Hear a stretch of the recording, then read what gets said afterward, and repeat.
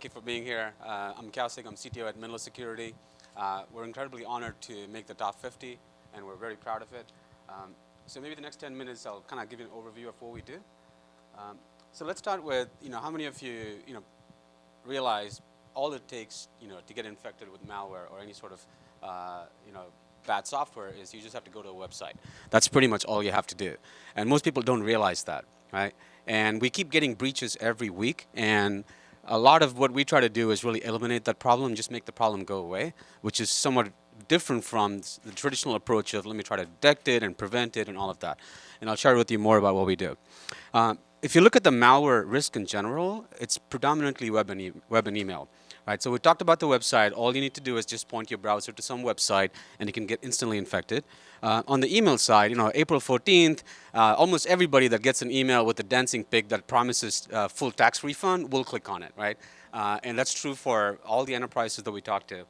Even fake emails, as fire drills conducted, there's about 11% click-through rates on emails on links that are just clearly suspicious, but people don't realize that. So when we, everybody's talking about malware, from the Sony hack and the Forbes and everything else. So what we did was we took a step back and thought about and did some research on where does it all start from, okay? Why is the web risky? So what we found was, Warriors fan here? Yeah, go Warriors, right?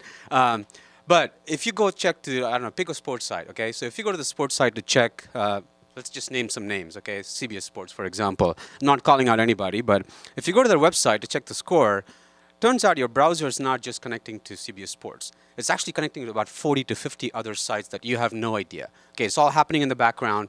That by in of itself is not a big deal. But what we found was many of those sites are running really, really old software. Okay, stuff from 2007. Okay, and that's really, really bad. So if I was a bad guy, I wouldn't go after CBS Sports. I would go after one of these little ad networks or one of these servers that's running in somebody's garage that hasn't been patched for 10 years. And then I would place a malware there. And that's how you see malvertising campaigns and all of that. Okay, and really the sad part is, from an enterprise perspective, they can only see CBS Sports and they control that because it's a sports site. They have little to no control over all the other affiliate sites. And that's really how the malware spreads. And so what have we done for the last 20 years? Really not a whole lot, okay? From a security perspective, the first antivirus was built in 1987. And really since then, all we've done is just build one antivirus on top of the other. What I mean by that is every single security product that's out there fundamentally tries to figure out what we call the good versus bad game, okay? So the website that I went to, is it good or bad? The email that I got with an attachment, is it good or bad? And then they try to take a policy decision to whether allow or block. That's how every single security product works. The challenge is none of those security products, including ones that I've built in the past, are 100%. Nobody in the security industry will tell you 100% reliably, I can tell you this is bad. Okay, so we're basically playing Vegas on the network, okay? Rolling a dice, hoping for the best, and then you get into false positives, false negatives, all of that. Okay, that's the state of the art today. So there is a new approach. We call it isolation, and there's a few other people that have tried it. What it does is it's a very, very simple idea. When I go to a website, okay, if all the stuff from the website, Flash and JavaScript and all the stuff that makes up the web page, if that never ever comes to my PC or Mac, I'm safe. It's a very simple hypothesis, right? So it actually holds the promise of perfect security. And the idea is, the other example is, let's say I want to go to CBS Sports to check the Warriors game. So I go to the Apple Store, pick up a MacBook Air, come back in, I look at the sports and look at the what Steph did, all of that, and then I toss the laptop, and then I go back to the Apple Store, get another laptop, come back and go to a different website. If I do that, I will never be infected. I will never have malware. I'll be broke by the end of the week, but I will never have malware. Okay, so that's basically what isolation does. And in the past, people have tried to do isolation. Okay, many people have heard about virtual desktop. It's a concept where you're running your entire PC way out there somewhere, and all you get is a little application that can kind of look into it, right?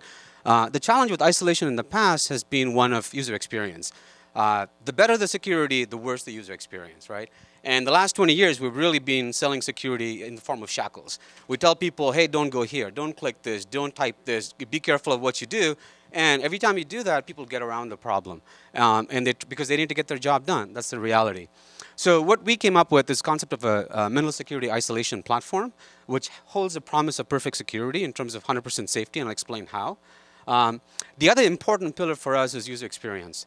When we get deployed on a network, the end users have no idea we're there. Okay, as far as they're concerned, they come in, let's say we deploy on a Friday, people come to work on a Monday, and they have no idea we're in the middle. And for us, that's very, very important.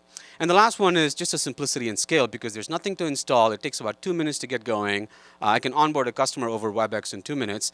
And that's pretty much all it takes. And so you have the cloud scale and simplicity for large companies. So if you look at what happens today, I talked about CBS Sports and all of that, right? So if I point my browser to go check the Warriors game, normally what happens is everything about the website, all the stuff, Java and ads and everything else is coming in and running on my browser, okay? And that's inherently unsafe. It's very risky because I have no idea whether the stuff is good or bad, safe, malware, I have no idea. I'm just kind of clicking around surfing all day. And so all the existing solutions, as we talked about, they try to figure out, okay, is this good one day, bad the other day, nobody knows. And we're just kind of guessing. And that's the real problem.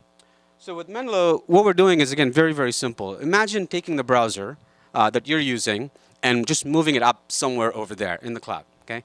So when I go to CBS Sports to check the weather, the Menlo platform is basically giving you a brand new browser that then go to cbssports.com and executes everything far away from you.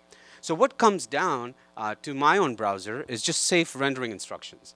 Okay, that my browser has no idea. It just thinks it came from the website, and it just continues to paint the page just like before. So the net is all of the stuff, right, good or bad, malware or not, everything stays away from me. But as far as I'm concerned, it's as if I just went to the website. There's no latency issues. There's no performance issues. Everything looks the same. There's no pixelization. Scrolling works. All the stuff that we normally take for granted, everything just continues to work. Okay, so that's really what Menlo Security Isolation Platform is. And the beauty of this is we are not tied to any particular operating system or browser. So it just works across everything and keeps you 100% safe. So in terms of who are using us, right? So we've been in production for over 1.5 years now, a year and 4 months, I think. And the very first customer was a Fortune 50 bank. So they basically already using tons and tons of security products, and they were finding that they were still getting infected.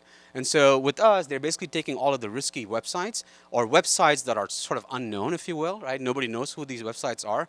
And they're basically sending all of that through our isolation platform to protect their end users. We have a global legal firm that's basically isolating everything. All of their users, no matter where they go on the internet, they go through our platform to be safe. And then lastly, Flash continues to be a huge, huge pain point for everybody, right? And so one of the media giants, they need Flash to do their day-to-day jobs, but they're always running the risk of infection. And in our case, Flash actually executes up way far, far away from the cloud, so they can remove Flash from the endpoint, okay? So again, from a scale perspective, we have customers that are 250,000 and above, 2-minute warnings, so 250,000 and above, and we also have customers that are about 50. So the product scales incredibly well. We're obviously selling a bulletproof jacket, right? But most customers still want to know where the bullets are coming from and what types of bullets are hitting them. So we do have lots of, threat intelligence and reports and forensics, et cetera, but we never make a policy decision whether to allow something or block something. Everything is isolated all the time. We also play nice with all the things that enterprises typically have. A lot of startups will come in with a shiny apple saying, I've got this cool technology, what do I do with it? And here's, you need to buy it, without really thinking about how it plays well into everything else that the customer already has. So we do all of that. For a young startup, we actually have a global presence because anybody with a browser, a mouse, and a keyboard is willing to, waiting to be infected. And we saw that the problem is truly global in scale. And so we have point of presence everywhere. And we have customers in London and Japan and Australia, and we're expanding pretty rapidly. Last slide. It's not just that it's sort of selling this isolation Kool-Aid.